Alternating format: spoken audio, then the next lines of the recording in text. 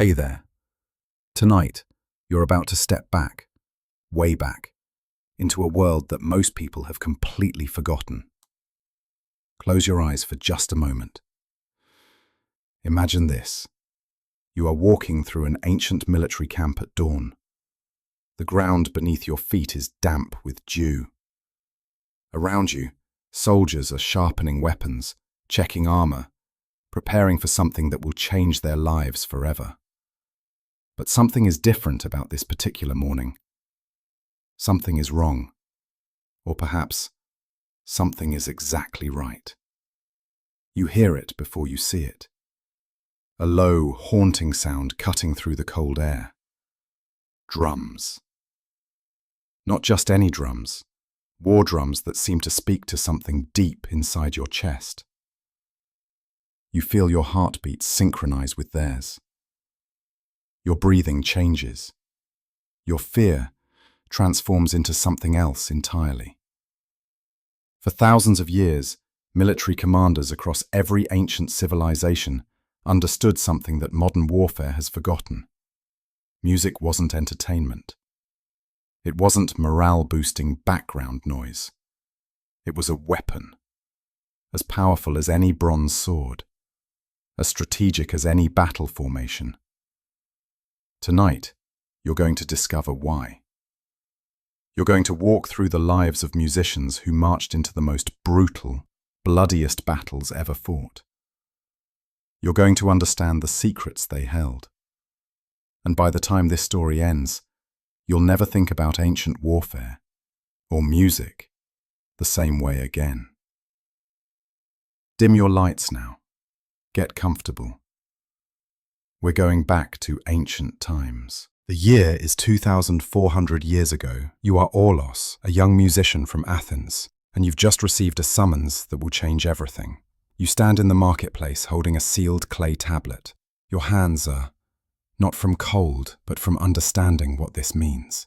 You've trained your entire life for this moment, but nothing could have truly prepared you for the reality of it. Around you, the marketplace continues its ordinary chaos. Vendors call out their wares. Children chase each other between stalls. Women negotiate prices. But you exist in a strange bubble of quiet awareness. You know something they don't. Within 3 days, you'll be marching with the Athenian army toward the contested territories at the northern borders. You'll be carrying your double-reeded orlos, an instrument so ancient that your grandfather's grandfather once played it in similar circumstances. Your father stands beside you, his weathered hand gripping your shoulder. He's been here before. 30 years ago, he walked the same path you're now walking. He marched with musicians into battles whose names are now inscribed on monuments no one reads anymore. He survived when many didn't. The scar that runs down his left arm is a reminder, not of enemy soldiers, but of a stray blade during the chaos of retreat. He's never told you whether he's proud or terrified for you. The musicians march first, he says, always first. Before the soldiers fully believe in what they're about to do, you'll see. They'll listen to your music like it's salvation itself, because to them it will be. You wonder if he's right. You've spent 15 years learning to play, learning to read the sheets of papyrus that contain the ancient military marches, the battle hymns, the retreat signals. But reading music in a practice room is entirely different from playing it while shields clash and men scream. You tuck the tablet into your pack. Tomorrow you begin training with the other musicians. The day after that, you march. Training begins at sunrise. You arrive at the assembly grounds to discover there are 37 other musicians. Some are older, grizzled veterans of previous campaigns. Others are your age, fresh from years of conservatory training, their eyes equally wide with a mixture of excitement and dread. The musician commander, a man named Theodorus, is waiting for you. Theodorus is perhaps 50 years old, with grey threading through his beard, and a bearing that suggests he's forgotten how to be anything other than authoritative. He lost his left eye in battle, not to a weapon, but to an infection that followed an injury. He wears a leather patch now, which somehow makes him more intimidating rather than less.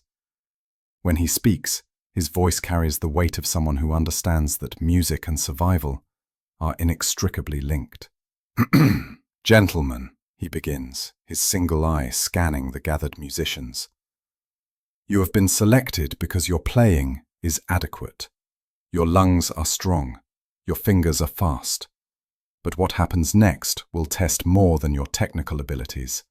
It will test your commitment, your nerve, your ability to play precisely when your body is telling you to run." He walks slowly among you, his footsteps deliberate and heavy. The average musician survives his first battle 30% of the time. Yes, you heard me correctly. 70% do not survive their first campaign. Not because enemy soldiers specifically target musicians, though they do, but because musicians march at the very front of formations. You will be exposed. You will be vulnerable. And your music will be the only thing standing between ordered advance and complete chaos. The weight of this statement settles over the group like a physical force. You realize your father didn't tell you this statistic. Perhaps he was protecting you. Perhaps he was allowing you to choose this path without fully understanding its cost. You adjust your grip on your aulos. Theodorus continues, "Your job is simple but absolute. When you play, soldiers advance. When you change the rhythm, they adjust their formation. When you sound the retreat call, they flee without shame, because the music tells them flight is not cowardice. It is strategy. You are not mere entertainment. You are tactical instruments. Your music is warfare." The first 3 days of training are brutal in ways you didn't anticipate. It's not the playing that's difficult. Your fingers know the marches, the signals, the battle hymns. It's the endurance. You practice for 6 hours at a time, playing the same 50-bar sequence hundreds of times until your lungs burn and your fingers feel like they might fall off. Theodorus is relentless, pacing beside the musicians, listening for any variation in tone or rhythm. "If your rhythm wavers," he says to the entire group during the afternoon break on the second day, "soldiers will sense it. They will know something is wrong. They will slow, hesitate, and hesitation during battle is death." Absolute consistency. That's what we need. That's what separates victory from massacre. You discover that the older musicians seem to play with a different quality than the younger ones. Their sound is deeper, more anchored, as if every note carries the weight of previous campaigns. There's a veteran musician named Chrysos, perhaps 60 years old, who plays the war horn. His sounds don't just pierce the air, they seem to cut through into your very bones. You find yourself unconsciously matching your rhythm to his, and you realize this is likely exactly what soldiers do in actual battle. They anchor themselves to the sound of experienced musicians. On the third day, Theodorus introduces something new, the sound of weapons. Soldiers are brought in to practice formations and movements while the musicians play. The clash of shields, the scrape of bronze on bronze, the shouts of commanders. It's chaotic and overwhelming. Your instinct is to slow down, to lose focus, but you force yourself to maintain the exact rhythm Theodorus demanded. You notice something remarkable happening. When the music is steady, the soldiers' movements become more coordinated. When your playing wavers even slightly, the formation ripples with confusion. The soldiers seem to be moving as an extension of the music itself. You begin to understand that you're not just making sounds. You're creating the invisible scaffolding upon which an entire army's confidence is built. On the fourth morning, Theodorus calls a special assembly. He looks more serious than usual, if that's even possible. He has news that changes everything. The campaign is moving up. Instead of marching in 1 month, the army will march in 1 week. An unexpected movement of enemy forces requires immediate response. One of the younger musicians, a boy barely 19, begins to shake. Another simply walks away, leaving his instrument on the ground. No one stops him. Theodorus doesn't even look at him. The implication is clear. If you can't commit in this moment, you're not needed. Next week, Theodorus says, we march north. We march into contested territory, where the boundaries between civilization and chaos are not clearly defined. You will be playing for an army of 4,000 soldiers. The Persians have moved forces into our territory. This is not training anymore, gentlemen. This is war. The significance of this statement hangs in the air. You've known intellectually that you are training for real warfare, but knowing something abstractly is different from having it suddenly become immediate and tangible. Next week. Not sometime in the undefined future. Next week. Your father appears later that day. He was summoned, though you don't know why until he takes you aside. His scar seems more prominent in the afternoon light. Your mother wanted me to convince you to claim an illness, he says. To tell the commanders you've developed a condition that prevents you from marching.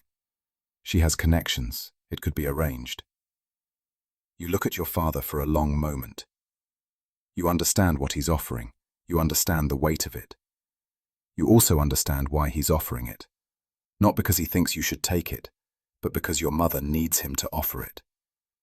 He needs to be able to tell her he tried. No, you say. I'm going. Your father nods. He didn't really expect anything different, you suspect. Then understand this. When you're playing in the midst of actual battle, when soldiers are dying around you, when you see things your mind will struggle to process, your music is not entertainment. It's salvation, not just for them, for you too. If you can hold the rhythm, if you can keep your focus on the notes, on the patterns, on the sequences, you can survive the psychological weight of what you'll witness. He grips your shoulder. Theodorus will tell you that music controls the soldiers. That's partially true. But what he won't tell you is that music also controls the musicians. It keeps you sane. Don't forget that. The week before marching passes in a strange blur of heightened awareness and surreal normalcy. You return home to find your mother has prepared your favorite meal, roasted lamb with figs and honey. Your younger sister can barely meet your eyes. Your extended family visits, though no one quite knows what to say to someone who's about to march into potential death. They ask polite questions about the weather and the condition of crops. Anything except what everyone is actually thinking. You spend an afternoon in the marketplace, walking through the same stalls you've walked through your entire life. The vendors call out to you, some knowing who you are, knowing where you're going. An old woman who sells honey presses something into your hand as you pass. A small clay figurine of Nike, the goddess of victory. You don't have the heart to tell her that superstition has limited power against actual weapons. You tuck it into your pack anyway. That evening, you walk to the training grounds alone. The facility is mostly empty. You find yourself in the practice area where you learned the most basic marches years ago, before you were selected for military service. You pick up your aulos and play one of the first pieces you ever learned, a simple walking march. The notes are pure and clear in the quiet evening. As you play, you realize that this is likely the last time you'll play in complete safety, in complete peace. Once you march with the army, your music will always be accompanied by the possibility of danger. The knowledge that you're performing in a context where failure means people die. The simplicity of this moment. Just you and your instrument, and the sounds echoing off ancient stone. You find yourself holding on to it, stretching it out, trying to make it last. You hear footsteps. Chrysos, the elder musician, approaches. He sits on one of the stone benches nearby and simply listens. When you finish, he doesn't say anything for a long moment. That was the Thessalian walking march, he finally says. I played that same piece at my first campaign, 43 years ago. I remember every note. I remember every breath. I remember thinking I might never play it again. And I didn't. Not after that campaign.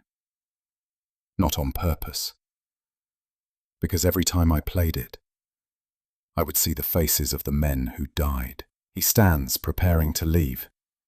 But I also remember, he continues, that music was the reason I survived, not just physically.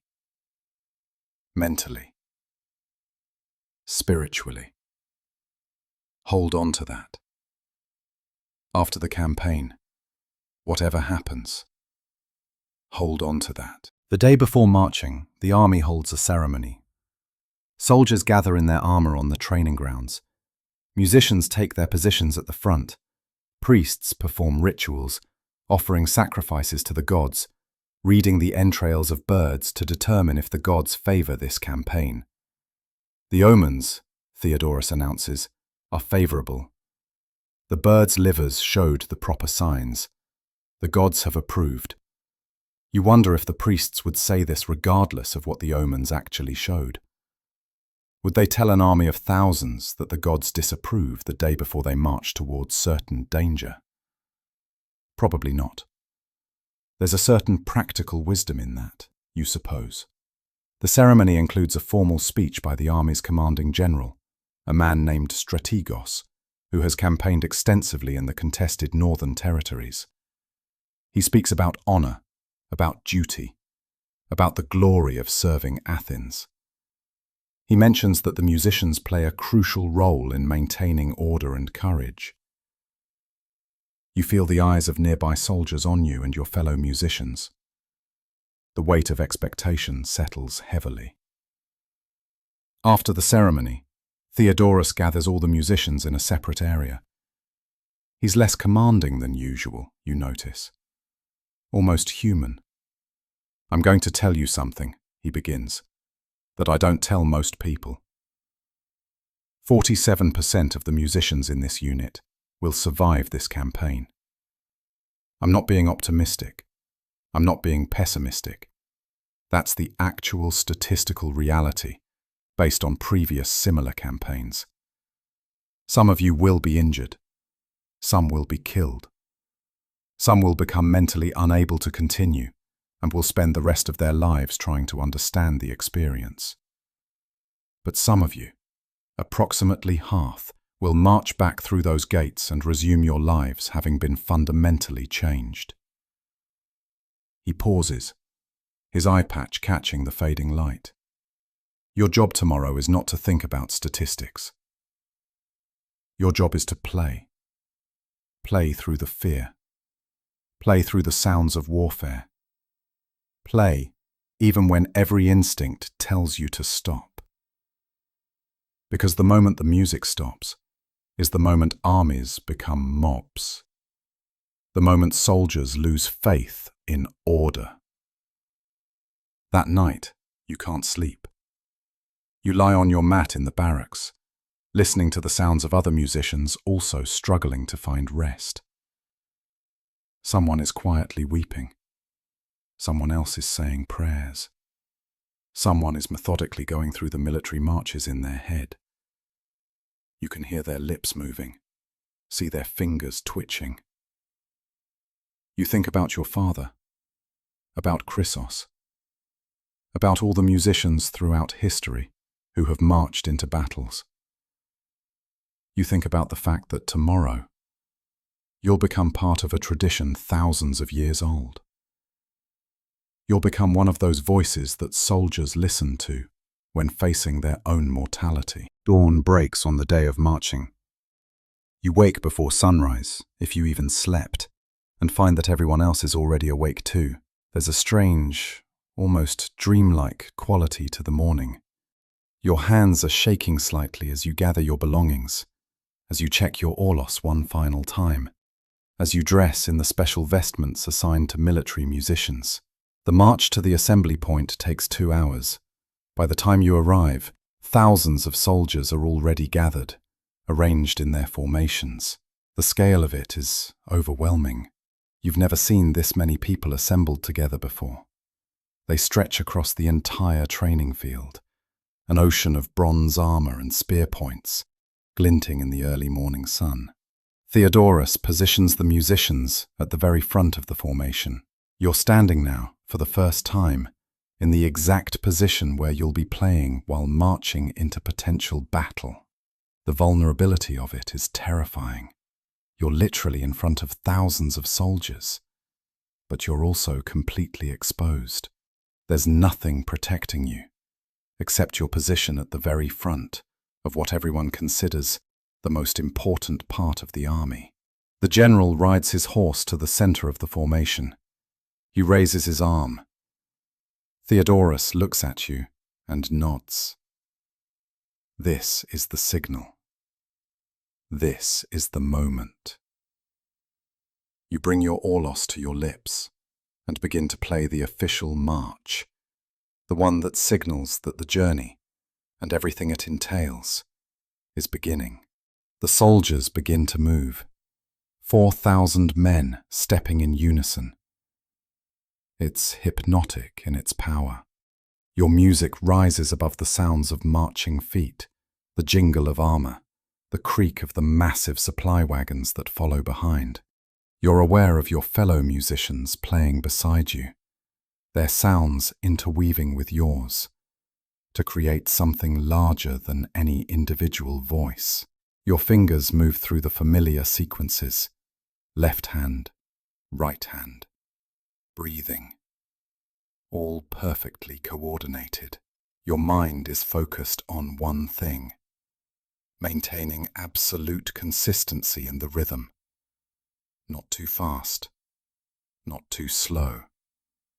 Just exactly the pace that Theodorus drilled into you. Behind you, the soldiers follow your music. They match their footsteps to your rhythm. They lean into their spears. They trust you. They trust that you know where you're going, that you know the purpose, that you know how to guide them through what's coming. The realization is profound. The soldiers aren't leading you. You're leading them. The first day of marching is exhausting in ways you didn't anticipate. You thought the physical challenge would be the difficulty, playing your instrument while walking constantly for hours. But the actual challenge is something more subtle: maintaining the exact same energy level, the exact same tempo, regardless of how your lungs burn or your fingers begin to cramp. The army marches in relatively good humor today. This is still the beginning, still the excitement phase where soldiers are mostly engaged in telling jokes and bragging about previous campaigns. The musician's primary job today is to set a steady, reliable pace, not too aggressive, not too slow. A pace that can be maintained for hours without breaking rhythm. You notice that Chrysos, marching a few musicians down the line from you, plays differently than the rest. His sound is deeper, more anchored. Soldiers seem to lock onto his notes, as if using them as a reference point for their own rhythm. You find yourself occasionally matching your breathing and fingering to his, using him as an anchor point just as the soldiers do. Around midday, you reach a small town. The army stops briefly to water horses and rest. You're allowed perhaps 15 minutes to sit and recover. Your lips are raw from the aulos reed. Your legs ache from the constant walking. Your throat is parched. A soldier approaches you while you're resting. He's older, weathered, with the bearing of someone who's fought in multiple campaigns. He crouches down beside you. "You're playing the 7th march," he says. "My grandfather taught me that march when I was a child." Hearing it today, it connected me to something, to him, to history, to continuity. He pauses. "Thank you for that." He leaves before you can respond. You sit there, water cup in your hand, processing what he said. Your music isn't just about military coordination. It's about connection. It's about linking soldiers to their histories, their families, their sense of place in a larger tradition. It's about making them feel less alone in the moments before they might die. That afternoon you continue marching. The soldiers are quieter now, the novelty of the journey worn off. The jokes and bragging have diminished. They're falling into the psychological space where soldiers exist during campaigns. Not quite present, not quite absent, operating on automatic rhythms and established patterns.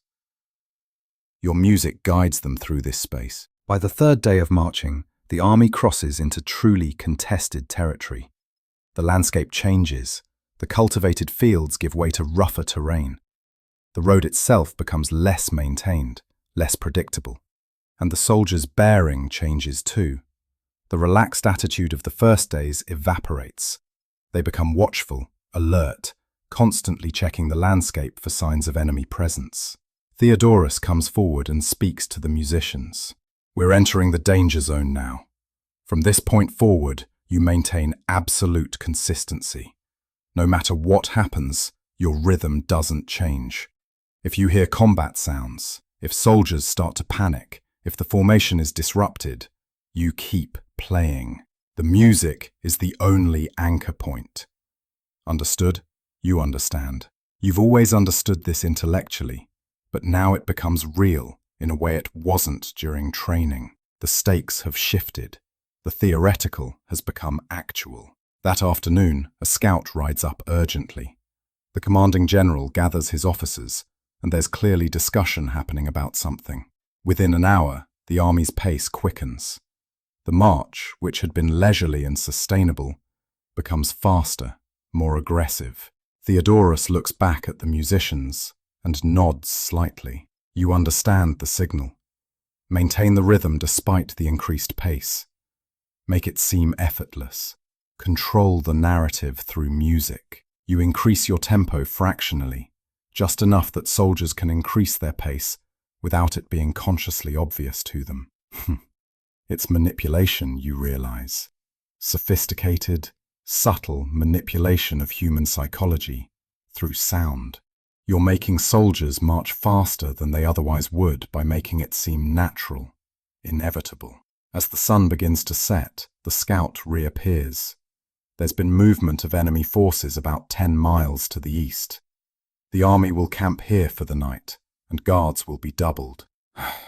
This is the closest the army has come to actual combat.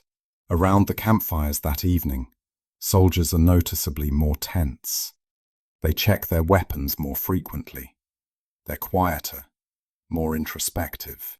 Theodorus pulls the musicians together and assigns them to play evening hymns for the soldiers. The purpose is clear: soothing, calming music to help soldiers sleep and to reduce the psychological burden of being close to potential danger. You play a long, slow piece that your teacher taught you years ago. It's designed specifically for this purpose, for calming anxious minds, for slowing rapid heartbeats, for creating a psychological space where rest is possible. You notice that the soldiers' movements slow as you play. Their breathing deepens. The camp gradually shifts from tension towards something approaching peace. The night that follows is nearly sleepless. The camp is on heightened alert. Guards are stationed at regular intervals around the perimeter. There's no attack, but the possibility of it creates a low-level anxiety that prevents deep rest. You lie in your allocated tent, listening to the sounds of soldiers also struggling to sleep. The shift of armor, the murmur of quiet conversations, the occasional cough or movement. Around what you estimate is 2 hours past midnight, there's a commotion. Shouts, running footsteps, the sound of weapons being drawn. Your heart nearly jumps from your chest. This is it. This is the attack. This is combat, but it turns out to be a false alarm. A scout spotted movement that turned out to be wildlife, deer or similar animals moving through the darkness. The camp gradually settles again, though sleep seems even more elusive now. At dawn, the army is roused and prepared for immediate march. Theodorus gathers the musicians and speaks with unusual intensity. The enemy forces are now approximately 5 miles ahead. They've stopped and are establishing a defensive position. We will march to engage them today. This is real. This is what you've trained for. Your role is now absolutely critical. Do you understand? Everyone nods. What else is there to do? The march begins with a different quality than previous days. The soldiers' faces are set, determined. Some are mouthing prayers to various gods. Some are checking their weapons for perhaps the 100th time. The banter has completely stopped.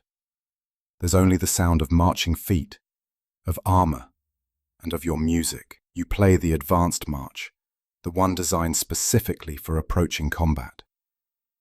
It's slightly faster than the regular march, with a rhythm that's more aggressive, but also more structured. It's designed to shift soldiers into a state of focused readiness, to prepare their minds and bodies for combat without pushing them into panic. As you play, you become aware of every detail around you. The dust rising from thousands of feet, the heat of the midday sun, the landscape of scrubland and rocky terrain that provides cover for enemy positions, the way each soldier's shoulders have straightened, their focus sharpened, their humanity temporarily replaced with something more military, more collective. Around midday, scouts return with more information. Enemy forces number approximately 3,000 soldiers, compared to your army's 4,000. The terrain slightly favors the enemy, since they've established positions on higher ground. But the Athenian army is more experienced, better trained, and they have something the enemy forces don't have: musicians, to maintain psychological cohesion. Theodorus continues discussing strategy with the other musicians. We'll play the approach march until combat initiates. Then, when the first clash happens, we'll transition to the battle rhythm. That's the fastest, most aggressive tempo. It's designed to keep soldiers engaged in combat despite the fear and chaos. He demonstrates the battle rhythm, and the musicians practice it while marching. It's significantly more complex than the regular marches, requiring more rapid finger movements and more intense breathing control. You realize that your lungs and fingers will need to perform at their absolute maximum capacity, while potentially being exposed to actual combat. The first clash comes without warning. One moment, you're marching steadily, playing the approach march. The next moment, scouts are riding back urgently, and Theodorus is gesturing sharply. The army slows its pace, compressing into a tighter formation. Enemy forces have begun their attack. They're not waiting for the armies to meet in neutral ground. They're aggressive, driving down from their higher positions. In the distance, perhaps 50 yards ahead, you can see movement, the glint of weapons, the surge of enemy soldiers. Theodorus's voice cuts through everything. Battle rhythm! Now! You transition without thinking. Your fingers move into the faster, more aggressive pattern. It requires complete focus and breathes so rapidly that you're beginning to feel almost lightheaded. Around you, other musicians transition at the exact same moment. The collective rhythm shifts, accelerates, becomes more intense. The effect on the soldiers is immediate and profound. The entire army seems to physically tense, to prepare, to compress into a dense, unified force. They raise their shields, they position their spears. They're no longer individual soldiers, but components of a single, collective organism. The first contact between armies happens 30 seconds after the rhythm change. It's chaos. It's violence. It's nothing like the organized, formal battles you might have read about. It's brutal, immediate, desperate. A soldier near you falls, struck by an enemy spear. He falls backward into another soldier, creating a momentary disruption in the formation. But the music continues. Your music continues. And because the music continues, the formation re-establishes. Other soldiers step into the gap. The line holds. You're aware of screaming, the sound of bronze on bronze, the sickening sound of weapons striking flesh. You're aware of blood, of bodies falling, of the desperate struggle of thousands of men trying to kill each other. But you keep playing. Your fingers keep moving. Your breathing keeps cycling. Your focus remains absolutely on the rhythm, the tempo, the consistency. This is what Chrysos meant. This is how music protects the musician. By forcing your consciousness into the narrow channel of the musical performance, you prevent your mind from fully processing the horror surrounding you. Hours pass. They might be minutes. Time becomes strange when you're playing battle rhythm while combat rages around you. You notice that the enemy forces aren't advancing. They're holding their ground but not gaining. The battle is becoming a stalemate. Soldiers from both sides are dying, but neither side is clearly winning. After perhaps 3 hours of continuous battle rhythm, Theodorus signals a change. You transition to a new sequence, still fast, still aggressive, but with a rhythmic pattern that's slightly different. It's designed, you've learned, to preserve the soldiers' energy while maintaining their aggressive stance. You can't play battle rhythm indefinitely. It would exhaust even the strongest musician, and would eventually begin to fatigue soldiers as well. The battle continues its stalemate quality. Neither side is gaining significant advantage. But you begin to notice something. The enemy's rhythm is becoming inconsistent. Their formation is beginning to break down. Either they don't have musicians maintaining cohesion, or their musicians have been targeted and killed. Whatever the reason, their army is slowly degrading into less organized resistance. Your army, meanwhile, continues to respond to the music with almost mechanical precision. Even as soldiers are becoming tired, even as fear and pain begin to wear on them, they maintain formation because the music tells them to maintain formation. They press forward bit by bit, not decisively, but consistently. Theodorus appears beside you briefly during a moment when the immediate fighting has shifted slightly away from your position. "You're doing well," he says, and that's all. He doesn't stay long. He needs to be monitoring all the musicians. But those few words somehow anchor you. You're performing correctly. You're doing what's required. The afternoon sun creates strange shadows across the battlefield. You're aware of the smell. Blood, sweat, churned earth, and something else you can't quite identify, but recognize as the smell of death. Soldiers around you are breathing heavily, moving with increasing slowness despite the rapid rhythm of your music. You wonder if any of them are still making conscious decisions, or if they've entirely surrendered to the collective rhythm. The turning point comes when you notice something shifting in the enemy formation.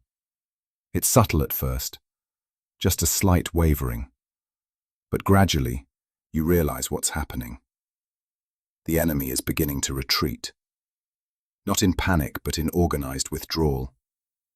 They're maintaining formation, but slowly backing away. Theodorus sees it at the same moment you do. He raises his hand, and the musicians prepare for the transition.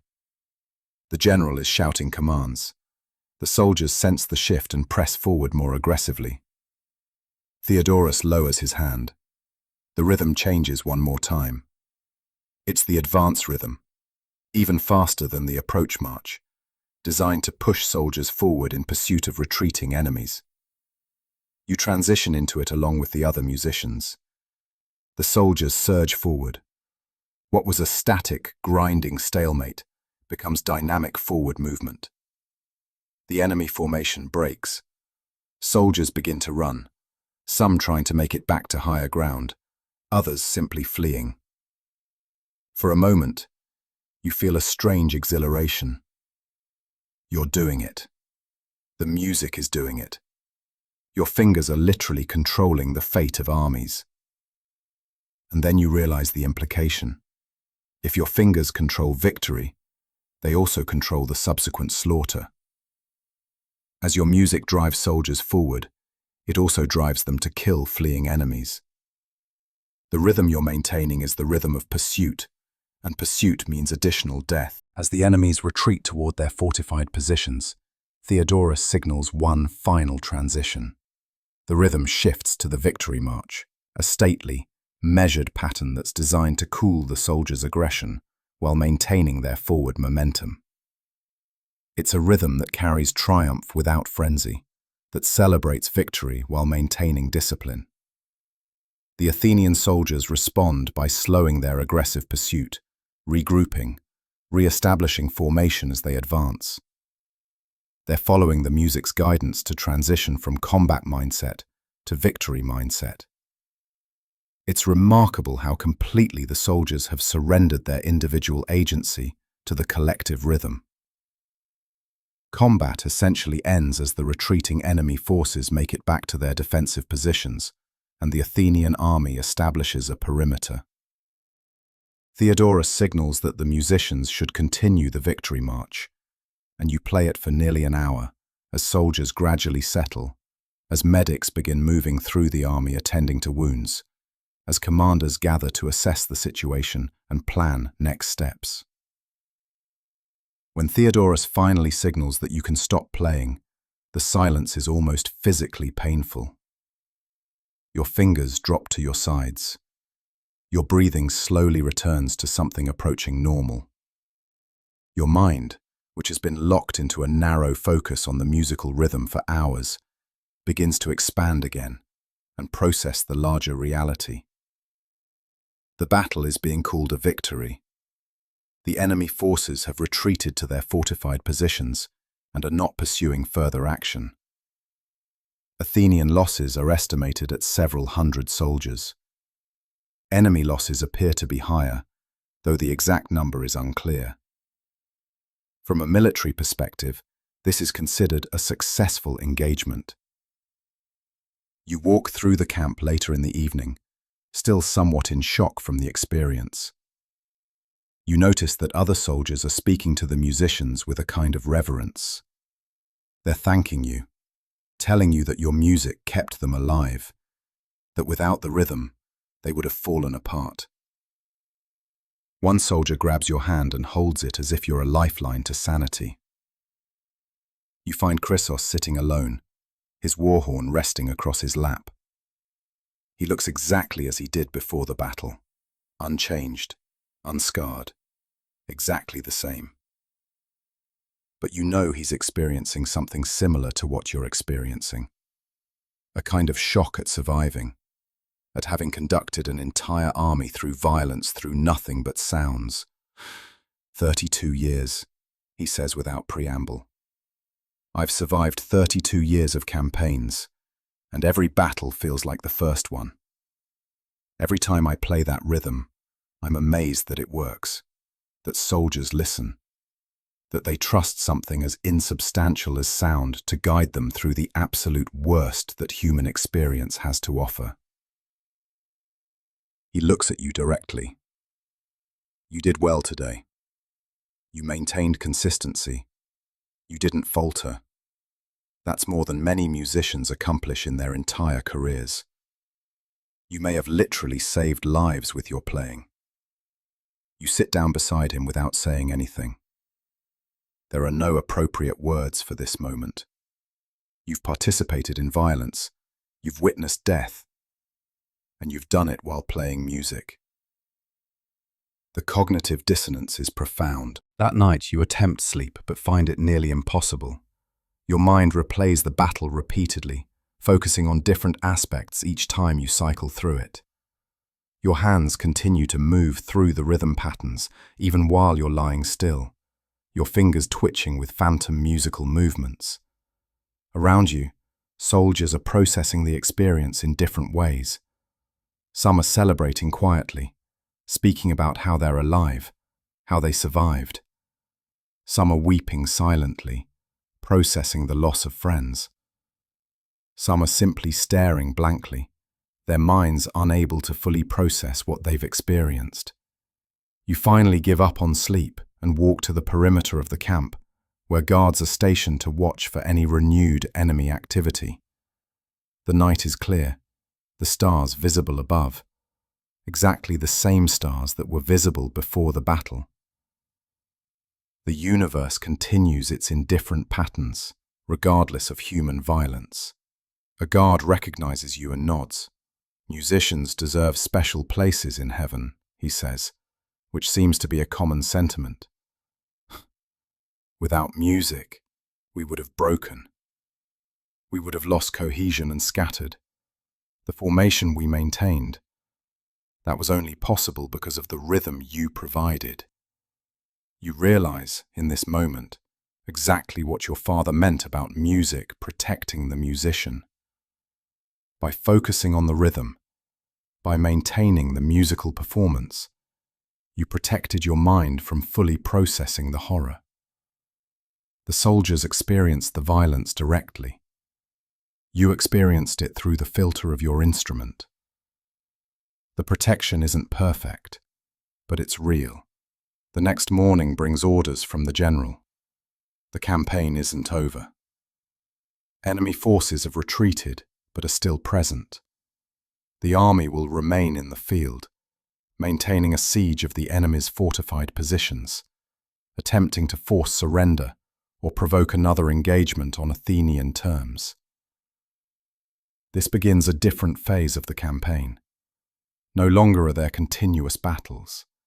Instead, there are days of routine, guarding positions, maintaining formation, waiting. The musicians play morning marches to ready soldiers for the day, evening hymns to help them process trauma and sleep, and occasional aggressive rhythms when enemy forces probe the Athenian lines, seeking opportunity. Days blend together. A week passes, then 2 weeks. The enemy shows no signs of surrendering, but they also show no signs of significantly reinforcing their positions. It's become a stalemate. You discover that stalemate is somehow worse than active combat. During battle, at least there's clarity. During stalemate, there's only the weight of waiting, the slow erosion of confidence and cohesion, and the knowledge that something will eventually have to give. After 3 weeks of stalemate, the situation changes dramatically. Scouts bring news. Enemy reinforcements have been spotted approaching from the north. Enemy forces are receiving support. The siege, previously in Athenian favor due to numerical superiority, is about to become much more complicated. The general calls a war council. You're not present, but Theodorus reports the essentials to the musicians afterward. The plan is to force resolution before enemy reinforcements arrive. The Athenian army will launch a direct assault on the fortified position, a much more dangerous approach than the siege strategy, but necessary given the changed circumstances. Theodorus addresses the musicians with unusual gravity. This will be the most dangerous engagement we've experienced. We'll be assaulting fortified positions with soldiers having defensive advantages. Your role is more important than ever. When soldiers are climbing walls, facing arrows from above, climbing into the mouths of metaphorical hell itself, the only thing that will keep them engaged is the rhythm you maintain. If music falters, courage falters. If courage falters, the assault fails. He pauses, letting the weight of this sink in. I'm going to be honest with you. Many of you may not survive the assault. But if you play well, if you maintain absolute consistency despite everything you see and hear, you may save the entire army. At minimum, you'll give soldiers a better chance of survival. The night before the assault, you find yourself drawn to Chrysos again. He's sitting by a small fire, alone, his war horn resting beside him on the ground. You sit across from him without speaking. "I've been thinking," Chrysos says eventually, "about a musician I played with 40 years ago. His name was Macedon. Brilliant musician. Perfect technical execution. But during an assault much like tomorrow's, his nerve broke. He stopped playing in the midst of the rhythm. Just stopped. He stood there while soldiers continued to push forward, now without music guidance. He survived the assault, but he never played again. He spent the rest of his life in silence, unable to reconcile the fact that his moment of weakness might have cost lives." Chrysos looks at you. "I tell you this not to add pressure, but to explain what happens if we fail. We don't just lose a battle. We carry the knowledge of our failure forever. But that's the trade we make. Music is power, and power carries responsibility." The night passes slowly. You play the evening hymn with more intention than usual, really trying to put everything into the notes, trying to make the music a real form of support and comfort, rather than just mechanical execution. Dawn of the assault breaks grey and cold. The weather has shifted overnight, bringing clouds and a slight wind that carries the possibility of rain. The soldiers are assembled before sunrise, standing in battle formations. The musicians take their positions at the front, as always, but this time you're acutely aware of what it means to be in front. You're literally the first people advancing toward the fortified position. The fortification consists of stone walls approximately 12 feet tall, with wooden towers at intervals where defenders can rain arrows and projectiles down on attackers. The approach is over relatively open ground, perhaps 100 yards of exposure before reaching the walls. It's a textbook death trap for the assaulting force. Theodorus walks to the front of the musician line. He looks you each in the eye for a moment.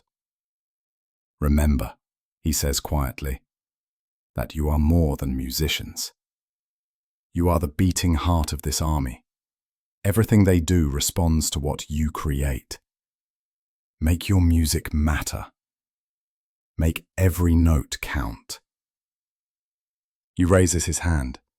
The general gives the signal from his position. Theodorus lowers his hand. You begin to play the assault rhythm, a rhythm specifically designed for this type of engagement. It's fast, aggressive, and with a pattern that's designed to encourage rushing forward while maintaining some cohesion.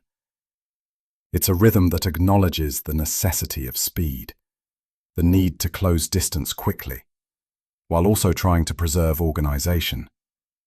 The soldiers surge forward, running initially, then settling into a rapid march as they cross the open ground. You're playing the assault rhythm while maintaining your position, which means you're also advancing, remaining in front of the army as it moves toward the fortification. The first volley of arrows comes when the soldiers are approximately 50 yards from the wall. You see them rise from the top of the fortification, sunlight glinting off their tips as they arc through the air. They begin to fall toward the advancing soldiers. The impact is devastating. Arrows strike soldiers randomly, some falling immediately, others staggering but continuing forward. The natural instinct would be to slow down, to seek cover, to reassess. But the rhythm continues. Your fingers keep moving. Your lungs keep breathing. The soldiers, responding to the music, keep advancing despite the casualties. This is your role now. Not to feel horror, not to process the violence, but to maintain the rhythm. That's the only thing that matters. That's the only thing you can control. So you maintain the rhythm. The soldiers reach the wall. Long wooden ladders are raised against the stone. Soldiers begin climbing, attempting to get over the fortification, while defenders on top throw objects down, trying to knock climbers off. It's absolute chaos, a desperate scramble, with death possible at any moment. You're now at the base of the wall, still playing, still maintaining the rhythm. You can see soldiers climbing. You can see some reaching the top and engaging in hand-to-hand combat with defenders. You can see others being knocked backward, falling, striking the ground in ways that clearly mean they won't be standing up again. And you keep playing. Your fingers maintain the assault rhythm. Your lungs continue to push air through the aulos. Your mind remains locked in the narrow channel of musical performance. Somewhere in the chaos, a second volley of arrows is fired. This one comes from a slightly different angle, perhaps from defenders on the fortification's towers. You see an arrow strike an older musician, a few positions down the line from you.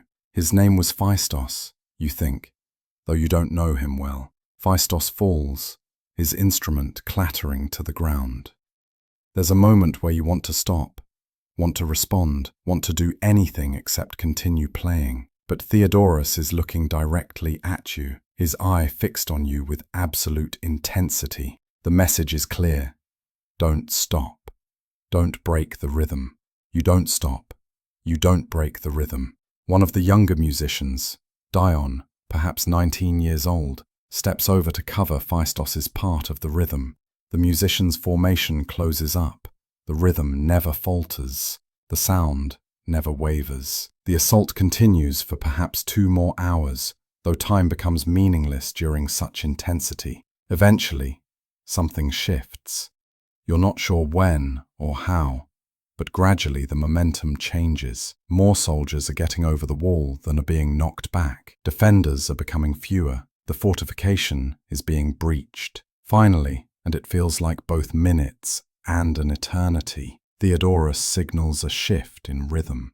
The assault rhythm transitions to the victory march. Soldiers on top of the walls are now clearly in control. The fortified position has been taken. You stop playing. The silence that follows is deafening. The fortress falls completely within the hour. The enemy garrison surrenders, either lacking the supplies to withstand a siege after the fortification is breached, or simply recognizing that their position is now untenable. Soldiers cease the assault. Weapons are lowered. Theodorus signals the musicians to play the victory march in full intensity. And you do, though you're operating now almost entirely on automatic response rather than conscious will. Phaistos is being tended to by medical personnel. He's alive but severely injured, with an arrow lodged too close to vital organs to be safely removed. The general estimate is that he has perhaps a day or two before infection sets in and kills him. Theodorus tells you this matter-of-factly. He did his job, Theodorus says. He maintained rhythm until his body could no longer support it. That's all we can ask. You want to feel something about this. Grief, anger, shame, something. But you're too exhausted. Your emotional capacity seems to have been burned away by the intensity of the past hours. The army enters the conquered fortification to discover significant supplies, enough food and water to sustain the population for months. But more importantly, they discover something else. Multiple letters documenting military strategy, enemy reinforcements, and supply lines. The information is valuable enough that the general immediately assembles a courier team to carry the intelligence back to Athens. The general also makes a command decision. The campaign is effectively over. With the main fortified position captured and enemy forces in disarray, there's no strategic value to remaining in the field. The army will consolidate, rest for a few days, and then begin the march back to Athens. This news settles over the army like a weight lifting. Soldiers begin to relax visibly. The musicians are told to focus on evening hymns that will help soldiers process the victory. and begin the psychological transition toward home. That evening, you find yourself sitting near Phaistos. He's conscious, but clearly in pain. His face is pale, and there's a sheen of sweat covering his skin. He manages a weak smile when he sees you. "I lasted longer than I expected," he says, his voice quiet. "I thought my nerve would break during the assault. But you know what I realized? Focusing on the music was easier than confronting the reality. Every time I wanted to look at what was happening, I forced myself to focus on the next note instead. It's a kind of survival mechanism." He coughs, which clearly causes him pain. "Tell Theodorus I'm sorry I fell. Tell him the rhythm was maintained because of musicians like you who didn't break." The next 3 days in the conquered fortification are surreal. Soldiers are standing down from combat readiness, but remain in the field. The musicians are called upon to perform for ceremonies honoring the dead. Music designed to help soldiers grieve and process loss. These grief-focused compositions are entirely different from battle rhythms, slower, minor key, designed to open emotional space rather than close it. You play these pieces while aware of their purpose, aware that you're now helping soldiers access emotions they've been suppressing since the assault began. Men weep openly during these ceremonies. Some throw themselves on the ground in anguish. Some remain stone-faced, their emotional processing mechanisms apparently broken by the intensity of the campaign. Phaistos dies on the morning of the second day. An infection has set in around the arrow wound. Despite medical intervention, his body simply cannot overcome the infection. He passes quietly in the early morning, and Theodorus orders that a special music ceremony be held in his honor. You play Phaistos's favorite piece, a peaceful walking march he loved to practice. Other musicians join you, and together you create a kind of musical memorial. The piece flows from the assembled musicians like a prayer, like a benediction for someone who did his job, who maintained the rhythm until his body could no longer support it. Theodorus speaks briefly after the music ends. Phaistos was a musician of integrity. He played his part in history. He contributed to the survival of this army. His name will be added to the roll of honored musicians. His family will be compensated, and his memory will be preserved. It's a strange comfort, the idea that there's a formal structure for honoring those who fall, that death isn't meaningless, but is instead incorporated into a larger narrative of sacrifice and service. Whether this actually comforts anyone is unclear, but it provides some framework for processing what might otherwise be unbearable. On the morning of the fourth day, the army begins its return march to Athens. The soldiers are visibly different from the force that departed weeks ago. They're more serious, more focused, less prone to the joking and bragging of the campaign's beginning. They've seen things. They've done things. They've been fundamentally changed.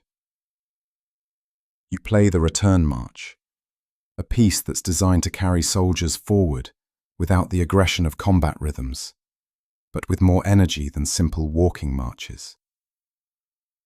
It's designed to acknowledge that soldiers are now transitioning back to civilization, but they're doing so as changed beings. The march toward Athens takes 8 days. Along the way, you play morning marches, evening hymns, and occasional pieces for rest breaks. Your body adjusts somewhat to the rhythm of marching and playing, and your mind begins, very slowly, to emerge from the narrow focus that has characterized the entire campaign. The approach to Athens brings a surprising surge of emotion.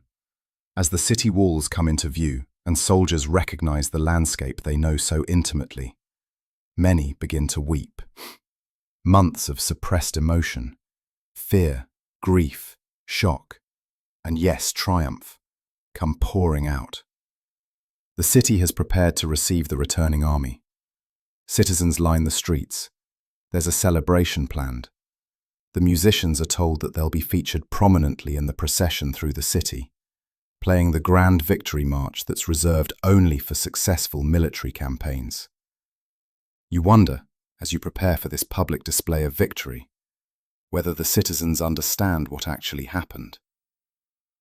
Whether they understand that approximately 700 soldiers died to take a fortified position and capture supplies. Whether they understand that the campaign was as much a desperate scramble against reinforcements as it was a demonstration of military superiority. But you also recognize that there's value in the celebration. The campaign was a victory. It was strategically important. It accomplished its objectives. That these accomplishments came at significant cost is the reality of warfare, not a contradiction of the victory. The procession into Athens is surreal. The grand victory march that you play is designed to be triumphant, celebratory, glorious.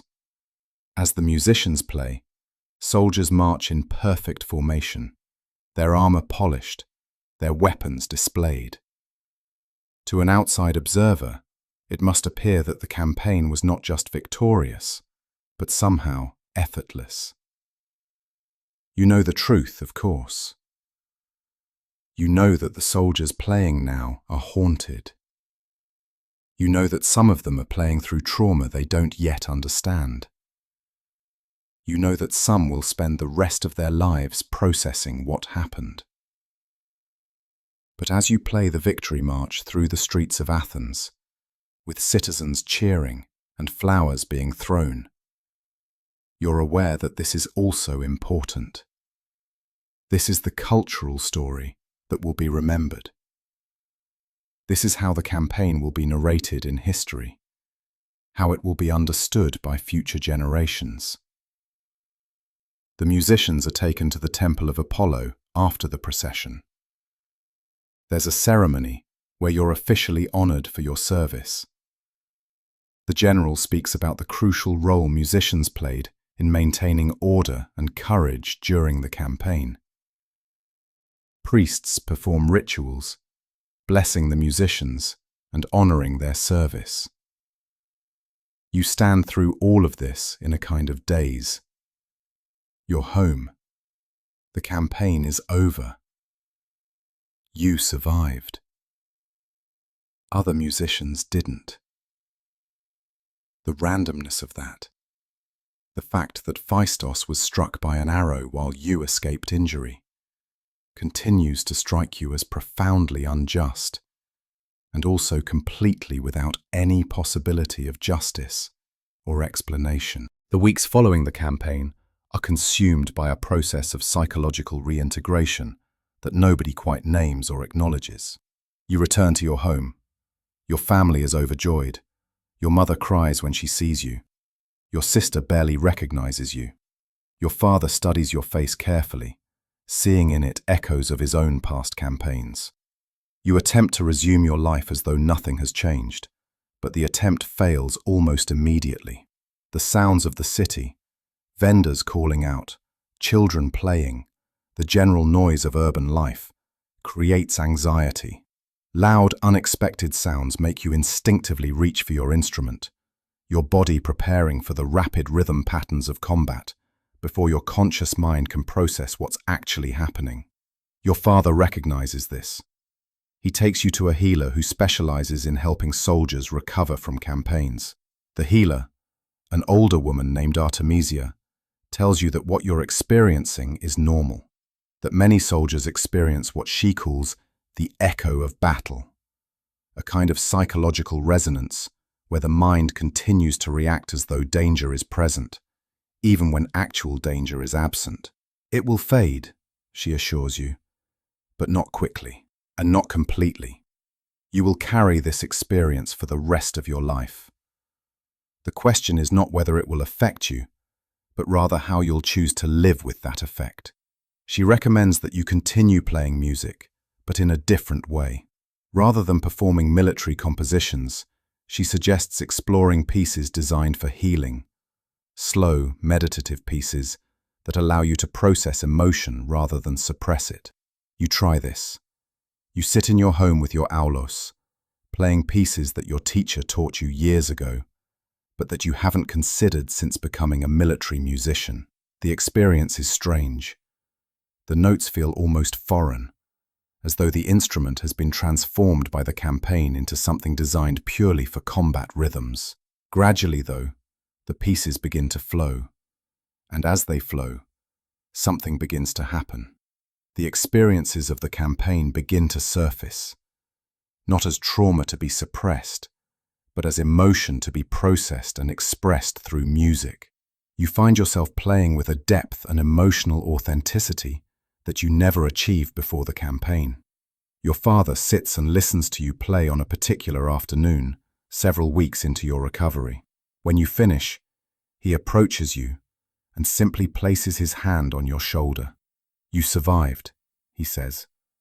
And more than that, you carried others through survival. That's what it means to be a musician in warfare. You've been added to the line of musicians that stretches back thousands of years.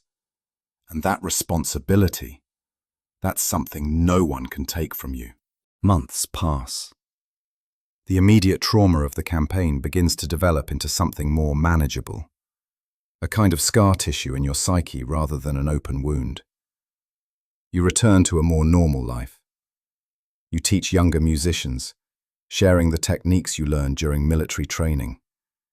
You perform at public ceremonies and festivals. But something has shifted in how you understand music. Before the campaign, music was an art form, a practice, something you did because you were skilled at it and because you found pleasure in the sounds you created. After the campaign, you understand music as something more fundamental, as a technology of human control, a tool for shaping consciousness and coordinating collective action. This knowledge both enriches and complicates your musical practice. You understand now why certain rhythmic patterns have the effects they do. You understand the neurological basis for why your fingers moving in particular sequences can make thousands of soldiers march in unison. You understand that you've been, throughout the campaign, engaging in something that's almost hypnotic, creating patterns that bypass rational thought and go directly to instinctual response. You wonder if other musicians realize this. You wonder if this knowledge was always intended to be understood, or if it's something that only comes through direct experience of combat. A year after the campaign, you're approached by the military with an unusual request. They want you to help train the next generation of military musicians. Your experience, they say, is valuable. Your combat deployment has given you knowledge that training alone cannot convey. You accept the position, though you're uncertain about the wisdom of it. When you begin teaching, you discover that you're teaching younger, less experienced musicians about the same rhythmic patterns that Theodorus taught you. But now you're teaching from a place of knowing what those patterns actually do, what they're actually designed to accomplish. One of your students, a talented young man, perhaps 17 years old, asks you directly, "Is it true that the musicians control the soldiers, that the soldiers basically become extensions of the music?"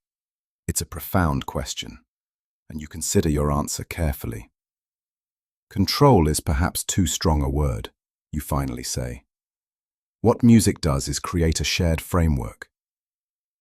It gives individual soldiers permission to act in ways they might otherwise find unbearable. It makes their actions part of something larger than themselves. The soldiers still make decisions, still engage their consciousness, but the music provides the scaffolding for those decisions. Remove the music, and the scaffolding collapses. Without that structure, Many soldiers simply can't function. The student nods, processing this. So we're not controlling them. We're supporting them. Yes, you confirm. And in supporting them, we're also carrying part of the weight of what they do. When soldiers kill because of the rhythm you provide, you carry some of that responsibility too. 3 years after your campaign, another military engagement occurs in a different region. A younger group of military musicians, some of whom were trained by you, march with an army into contested territory. One of your best students, a musician named Theodorus the Younger, in honor of your old commander, you suspect, is among them. You wait for news from the campaign with a strange mixture of emotions. You recognize that you're experiencing what your father and other experienced soldiers experienced while you were on your campaign. The helplessness of being safe while others are in danger. The odd guilt of being alive while others might be dying. When the campaign concludes and the army returns, Theodorus the Younger comes to find you directly. He's visibly changed, as you were visibly changed. But he's alive, and he clearly has something he needs to tell you. Your teaching kept me alive, he says without preamble. When I was in the midst of battle, when I was terrified that I would break the rhythm, I remembered your voice telling me about Phaistos. I remembered you saying that the rhythm is what saves the musician when everything else falls apart. And I held on to that. I maintained the rhythm, even when my body was telling me to stop. He pauses. But I also realized something you didn't tell us explicitly. The rhythm doesn't just save the musician. It saves the soldiers too. When I held the rhythm, soldiers didn't panic. They didn't break formation. They performed. And more importantly, they came back alive. Several hundred of them came back alive because the rhythm was maintained. You nod, recognizing the truth in what he's saying, and also recognizing something else. You didn't tell newer musicians this because you didn't know how to articulate it in a way that didn't sound like you were celebrating the manipulation of human consciousness. That evening, you have a conversation with Chrysos, who's still alive though increasingly aged and frail. He's too old to campaign anymore, but he still teaches occasionally and maintains his war horn. Each generation of musicians has to discover their own relationship with what we do, Chrysos says. We provide something valuable, order, structure, hope. But we also enable violence. Both things are true simultaneously, and no amount of philosophy will resolve that contradiction. You learn to live with it, not overcome it. Years continue to pass. You become increasingly recognized as one of the senior musicians in Athens, someone whose experience at the front of combat gives you credibility and authority. You're called upon to make decisions about military music strategy. You're consulted about which younger musicians should be selected for military deployment. Your knowledge, hard-won through direct experience, becomes valuable in ways you didn't initially anticipate. You also continue to perform in civilian contexts. You play at festivals and celebrations. You perform at ceremonies. You create compositions, both based on military patterns and original pieces. The two sides of your musical practice, military and civilian, remain distinct, but interconnected. You become aware of something interesting as you age.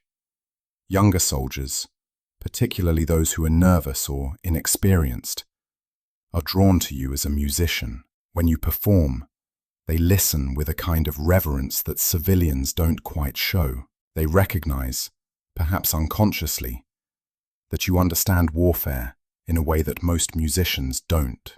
They trust your music in a way that seems almost spiritual. One evening, while performing at a public ceremony, you see your father in the audience. He's aged significantly since your campaign.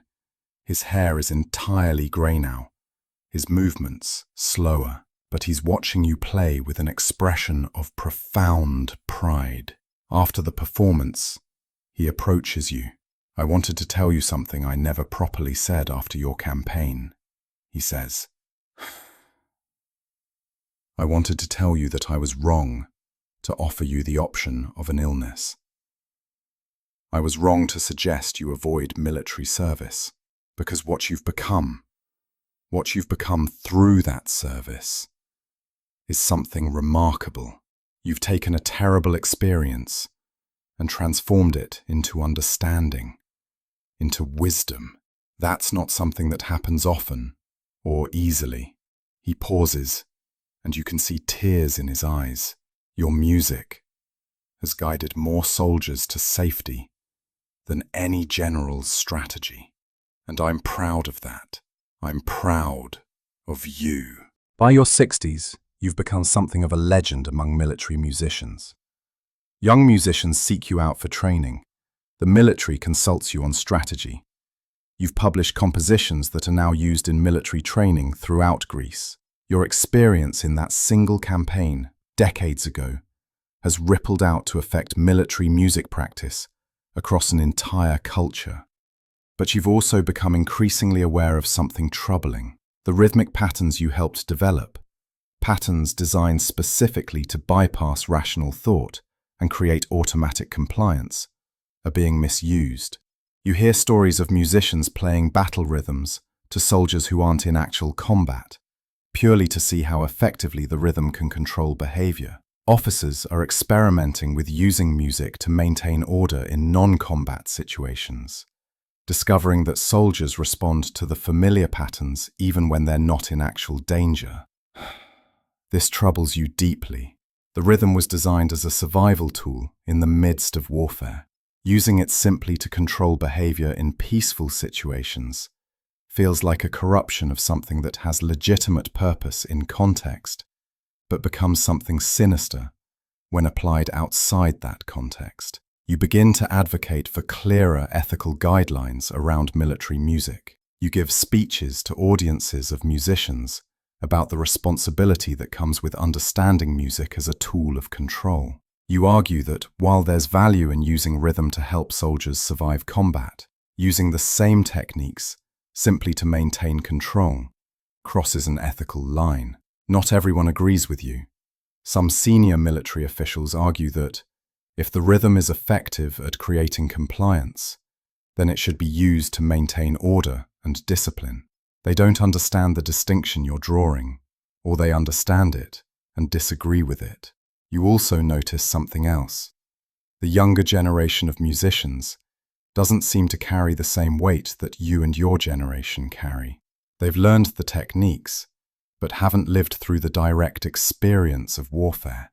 Without that direct experience, it's easier to see the rhythm purely as a tool, purely as a technology, rather than as something inextricably linked to human suffering and trauma. You begin to mentor individual musicians more intensively, trying to pass on not just technique, but the moral understanding that should accompany it. You tell them about Phaistos. You tell them about the specific soldiers you remember dying. You try to make the cost real in a way that pure abstraction cannot. In your 70s, you begin to feel the weight of age in ways that are becoming increasingly undeniable. Your fingers no longer move with the speed they once did. Your lungs don't support the intensity of rhythm that they once supported. You can still play, perhaps better than most musicians even at half the level you once performed. But you understand that your active performing career is reaching its end. Chrysos, your old friend and mentor from that first campaign, passes away at an advanced age. You perform at his memorial ceremony, playing the piece he loved most. As you play, you're aware that you're playing for someone no longer present, aware that you're contributing to a memory, aware that in playing for his memorial, you're affirming the value of what he spent his life doing. After Chrysos' death, you inherit his war horn, a special honor that acknowledges your position as his successor in some sense. You place it in your home, not to be played but to be preserved, a physical reminder of the continuity of musical tradition in warfare. You also begin to write. You compile your experiences into a kind of written testament, the history of your campaign, but more than that, a philosophical examination of what it means to be a musician in warfare, what responsibility musicians carry, what purpose music serves in the context of human violence. You're not sure who you're writing for, perhaps for future musicians to understand the weight of what they undertake, perhaps for historians to understand the role music played in ancient warfare, perhaps simply for yourself, a way of processing and organizing the experiences that have defined your entire adult life. The writing becomes increasingly personal and introspective. You find yourself examining the moments you've tried not to think about. The moment Phaistos fell. The moment you realized your music was controlling soldiers. The moment you understood that you would carry the weight of those realizations for the rest of your life. One evening, while writing, you have a visitor. It's Theodorus the Younger, now himself no longer young, now a respected musician and trainer himself. He's come to tell you that he's retiring from active military service. His hands are becoming unreliable. His mind still knows all the patterns, but his body can no longer reliably execute them. I wanted to come tell you in person, he says, because you taught me how to understand what I've been doing. You taught me that the responsibility matters, that knowing what your music accomplishes matters. I'm leaving military service with that knowledge intact, and I wanted to thank you for that. In your final years, you become something of a living archive of military music knowledge. Young musicians make pilgrimages to you. Military leaders seek your counsel on strategic questions. Your home becomes a kind of informal school where musicians come to learn not just technique, but the deeper understanding of what they're engaging in. You continue to teach, right up until your fingers no longer physically allow it. You continue to play, though less frequently and for shorter periods. And you continue to write, filling scroll after scroll with observations, histories, technical notes, and philosophical reflections on a life spent making music in the service of warfare. You also begin to think deeply about legacy. What will remain after you're gone? What knowledge will be preserved? What will be lost? You discover that the writing you've been doing, the testament you're compiling, is increasingly becoming your primary concern. Ensuring that the deeper understanding of military music isn't lost when you die. You work with a younger scribe to organize your writings, ensuring they're clear, coherent, and properly preserved. You don't know if these writings will ever be widely read, but you're creating the possibility that future generations might understand not just the how of military music, but also the why, the moral and philosophical considerations that accompany the technique. One night, while unable to sleep due to the various physical ailments that accompany advanced age, you think back to that first morning when you received the summons to military service. You think about the young man you were, nervous, excited, full of uncertainty about what military service would mean. You think about the journey that followed, the training, the campaign, the trauma, the healing, the understanding that gradually accumulated over decades of thinking about what you experienced. You realize that the campaign itself, the single intense experience of warfare, was actually the least important part of your story. The campaign was a catalyst. What mattered was what you did with the knowledge you gained from that experience. How you transformed trauma into understanding. How you used your position and credibility to advocate for ethical considerations around music and warfare. You wonder if other musicians from that campaign made similar journeys toward understanding. Theodorus, your old commander, died years ago, so you never got to ask him. But you like to imagine that other musicians from that time also spent decades thinking about what they experienced, trying to make meaning out of it. 3 months before your death. You don't know it will be 3 months, of course. You have a final audience with a young military official who's come to consult with you about how to approach music strategy for an upcoming campaign. You're too ill to meet him in person, so he comes to your home, to the room where you spend most of your time now. You're honest with him in a way that you perhaps wouldn't have been in earlier years.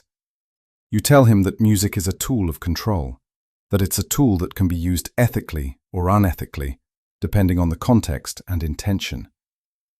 That there's a legitimate place for rhythm-based music in the context of actual combat. Soldiers need structure, need guidance, need something to anchor themselves to in the midst of chaos.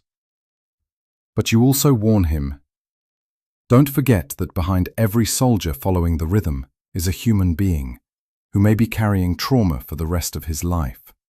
Don't treat music as a pure solution to the problem of controlling human behavior. Recognize the cost, and, if you possibly can, try to minimize that cost by using these techniques only in legitimate contexts, only when there's actual necessity, only when the alternative would be worse. He listens respectfully, though you're not entirely sure if he truly understands what you're saying. Understanding requires experience, and he probably hasn't experienced what you've experienced. I'm writing all of this down, you tell him. Everything I know about military music, about the techniques, about the ethical considerations. When I'm gone, these writings should be preserved. Not necessarily made public immediately, but preserved, so that future generations of musicians can know this history and learn from it. He promises to ensure your writings are preserved, and you believe him. Whether the promise will actually be kept once you're no longer around to enforce it is another matter. In your final days, you have visitors, former students, other musicians, people who were affected by your music during the campaign or during your subsequent teaching. Some come to say goodbye. Some come seeking final pieces of wisdom. Some simply come because they understand that a significant presence in their life is about to end, and they want to be present for that ending. You're able to speak with most of them, though your voice is weak and the effort is great. But you find that you have energy for these conversations. You find purpose in sharing final words with people whose lives intersected with yours. On your final morning, you wake before dawn, your body's habit maintained even now, and you lie in the darkness thinking about something you haven't consciously thought about in decades. The exact sound of the approaching troops during that first battle. You remember the rhythms, of course, but you're trying to remember the literal sound, the specific tone quality of 1,000 soldiers' footsteps, synchronized with the music you were playing. You can't quite capture it, and you realize that this is appropriate. Decades later, the specificity is lost. What remains is the meaning, the understanding, the integration of that experience into your life. The literal sensory experience fades, but its significance doesn't. Your assistants find you peaceful when they arrive to begin the day. You're gone by midday. Your heart simply stops, and your breathing ceases. Your long life of music concludes in silence. The city honors you with a proper funeral. Musicians who trained under you perform memorial pieces. Military officials speak about your contributions to military strategy and discipline. Other musicians speak about what you taught them, how you shaped their understanding of their role in warfare. Your writings are preserved, collected by a student of yours who recognizes their significance. They're stored in a library, where they remain for centuries, occasionally read by musicians or historians interested in understanding the role of music in ancient warfare. The war horn that you inherited from Chrysos, and that Chrysos inherited from musicians before him, is passed to another musician, a student of one of your students, continuing the chain of transmission that stretches back centuries before you and will presumably continue for centuries after. And the techniques you perfected, the rhythms you refined, the understanding you developed about how music affects human behavior, become part of the standard training for military musicians throughout the ancient world. Your specific name will eventually be forgotten, but the knowledge will remain, embedded in the practices that musicians continue to use in subsequent wars and subsequent campaigns. For centuries after your death, military musicians continue to use the techniques you helped develop. The rhythmic patterns remain embedded in military training manuals. Your understanding of how music affects human consciousness, while attributed to unnamed ancient wisdom, rather than to you specifically, informs military strategy throughout the ancient world and beyond.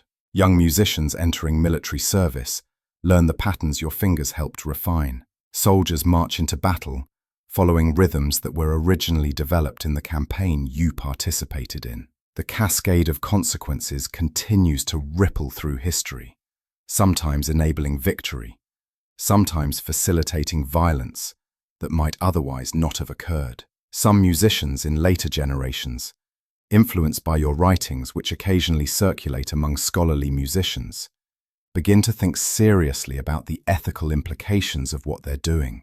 They recognize, as you came to recognize, that rhythm is a form of control, that music can be used ethically or unethically, and that awareness of this distinction matters. Other musicians never read your writings. They simply learn the techniques and apply them, without the deeper understanding of their implications. For these musicians, rhythm remains a purely technical matter, something to be mastered, but not necessarily to be questioned. The debate you started in your lifetime continues. What is the appropriate use of rhythm-based music in the context of warfare? When is it ethical to use music to override individual hesitation and promote collective action? When does the use of such techniques cross ethical lines? These questions don't have simple answers, but the very fact that they're being asked, that musicians are grappling with the implications of what they do, is partly a result of your work. You established that these questions matter. You showed through your own life that understanding the deeper implications of one's work is important. By the time recorded history begins to specifically analyze the role of musicians in ancient warfare, your personal name has been lost. But the understanding that music served a crucial tactical function has not been lost. Historians writing about ancient Greek, Persian, Egyptian, and Macedonian armies all note the significant role of musicians in maintaining army cohesion and soldier morale. What some of these historians understand, and what you would have appreciated, is that music's role was not primarily about morale in the way we might think of morale now. It wasn't about making soldiers feel good. It was about providing them with a structure that made overwhelming fear manageable. It was about giving them something to anchor to when their individual consciousness was insufficient to process the horror surrounding them. Your legacy becomes increasingly visible in how modern military organizations have studied ancient warfare. Military strategists examine the role of music in maintaining discipline and cohesion. Anthropologists study the neurological basis for why humans respond so strongly to rhythm. Psychologists investigate the mechanisms by which rhythm can bypass rational thought processes and create automatic response patterns. The questions you wrestled with throughout your life become the subject of serious academic study. Scholars debate whether the use of rhythm-based techniques is ethical. They discuss the difference between using music to help soldiers survive trauma versus using music to manipulate behavior outside of legitimate contexts. You would have appreciated that your questions are still being asked, still being taken seriously, centuries after your death. You would have appreciated that musicians in future times are not simply learning techniques, but are also learning to ask the deeper questions about those techniques. You would probably also have been somewhat frustrated that the fundamental tension between music's role as a survival tool in legitimate warfare and its potential misuse as a tool of control, has not been resolved. That tension continues through history, with different societies coming to different conclusions about the appropriate use of music in military contexts. The ultimate legacy of your work, and the work of musicians like you throughout ancient history, is that warfare becomes somewhat more organized and somewhat less chaotic. The techniques you help develop make it possible for armies of thousands to function as coordinated entities rather than as mobs. This is, objectively, an improvement from a military perspective. Whether this is a moral improvement depends on how one thinks about warfare. If one believes that war is inevitable and should occur, then reducing the chaos and increasing the organization and efficiency of warfare seems positive. If one believes that war should be minimized and that anything that makes warfare more efficient makes warfare more likely, then the same techniques seem negative. This ambiguity, this fundamental inability to separate the positive and negative consequences of what you learn to do, is perhaps the most important part of your legacy. You understood this ambiguity deeply. You lived with it. You didn't pretend there was a simple resolution. That lived understanding is part of what you transmitted to younger musicians. You taught them the techniques, yes, but you also taught them to recognize the moral complexity of those techniques. You taught them that understanding the implications of what you do matters, even if that understanding doesn't change what you do. Soldiers across centuries continue to march into battle, guided by music that descended from the patterns you helped develop. Some of these soldiers are just and noble. Some are soldiers in wars of aggression and conquest. Some are soldiers fighting for legitimate self-defense. The music serves all of them equally, because the technique doesn't distinguish between just and unjust wars. The rhythm works regardless of the moral quality of the conflict. This, too, is part of your legacy. The understanding that tools can be used for good purposes and ill purposes, and that the responsibility for how they're used rests with the people wielding the tools, not with the tools themselves, but also recognizing that the creation of the tools carries some responsibility for their eventual use. In your final chapter, we return from the broad historical perspective to the personal and intimate. We return to the understanding that all of history is made up of individual people making individual choices. And your life was one life among billions, yet it matters because all lives matter. And the choices individuals make cascade through history in ways that are often impossible to trace. You were a person. You were born. You learned music. You were conscripted into military service. You experienced trauma. You survived. You processed what you experienced. You shared what you learned. You died. Your life ended as all lives end. But what you learned and what you transmitted to others continues. The patterns you helped refine continue to be used. The questions you raised continue to be asked. The understanding you developed about the relationship between music and human consciousness continues to inform how we understand warfare, music, and human behavior. This is not grandiose. This is not claiming that you changed the world or revolutionized anything. But this is recognizing that individual lives matter, that the way we process our experiences matters, that the knowledge we acquire and share matters. You lived in ancient times, but the fundamental human challenges you faced, trauma, responsibility, ethical complexity, the desire to make meaning from suffering, these are timeless challenges. Listeners who have never heard of ancient warfare, who have never played a military instrument, who have never experienced combat, can understand your story because it's fundamentally a story about being human, about facing difficulty, about surviving and continuing. That is the truest legacy. Not the techniques you refined or the questions you raised, but the simple fact of a human life fully lived, with consciousness and intention, in the face of circumstances that could easily have led to unconsciousness, despair, and meaninglessness. As you listen to this story, recognize that you have experienced something in the listening. Your consciousness has traveled through time to ancient Greece. You have inhabited the perspective of a musician who lived thousands of years ago. You have, in a sense, experienced his experiences, not directly, but through the act of conscious attention and imagination. This is what music and story do. They create bridges across time. They allow consciousness to inhabit perspectives that would otherwise be inaccessible.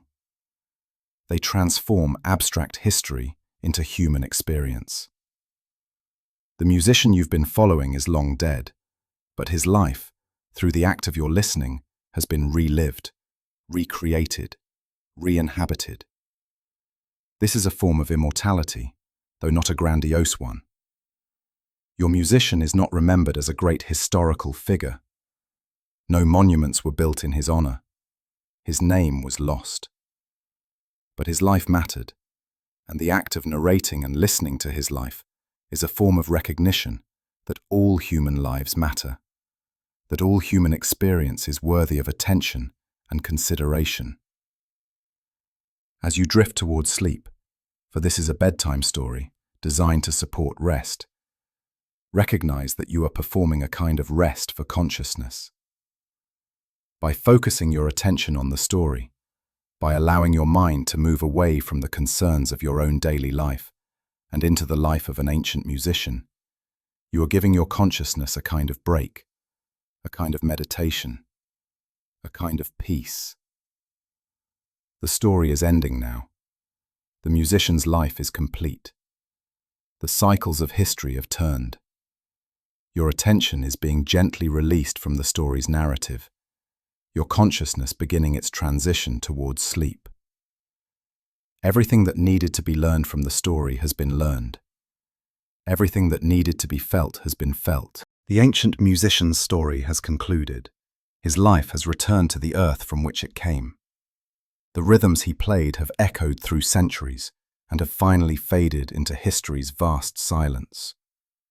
But before you follow him into that silence, into sleep, know that you have been part of something ancient and continuing. You have been a listener, which means you have been a witness, which means you have been honoring the continuity of human experience. Let the final notes fade. Feel them diminish gradually, growing softer and more distant, until they are barely perceptible, then gone entirely into the gentle darkness of sleep. Your rest is earned. Your understanding is complete. Sleep now, knowing that in the morning you will wake to a world still continuing, still processing, still honoring the ancient ways of music and rest. Sleep.